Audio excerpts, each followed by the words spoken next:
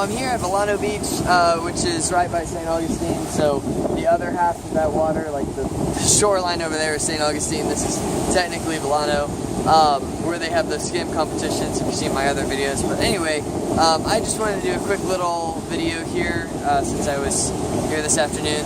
And kind of wanted to take a little bit of footage. I haven't been to this spot yet since the hurricane, so I kind of wanted to see like what the dunes look like. It's pretty flat, honestly.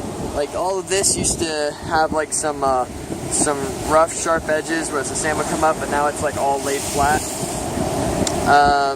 Yeah, right now it's low tide.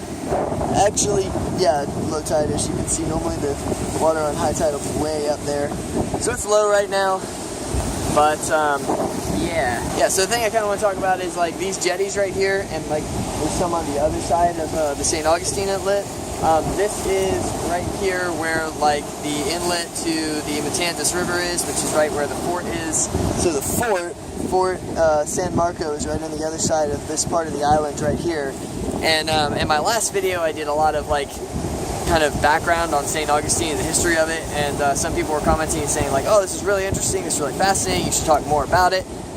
So that's what I kind of want to do, is just share a little bit more information about St. Augustine. I love St. Augustine. Like, I'm not a history person, not normally, but like St. Augustine, for whatever reason like that, I'm fascinated about it. Like, I just love it.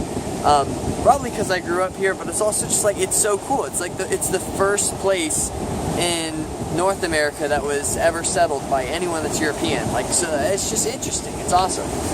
But yeah, so this is like the inlet where the original ships would have sailed in with Ponce de Leon and Cortez whenever they were sailing in this area. And then they established the fort right over behind me, right over there on the other side of the island, as I said. Now, at the same time, the river here, the Matanzas River, which is really just the intercoastal, goes in, it goes north, and then it also goes south.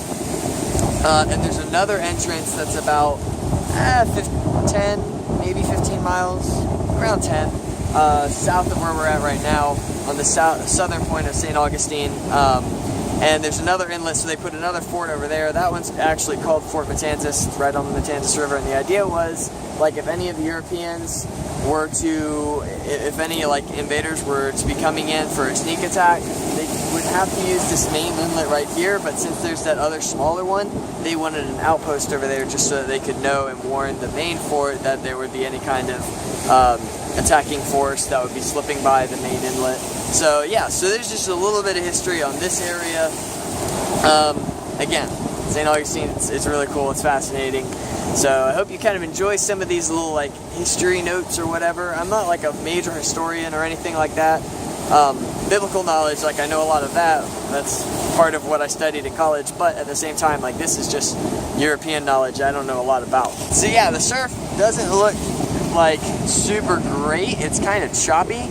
I'm using my phone right now, which is not what I normally use, and that's because Sony Vegas doesn't like my phone's format, so it turns out really, really bad quality. So I'm not sure how well this will turn out, but I didn't bring the GoPro. But yeah, here's the St. Augustine Inlet.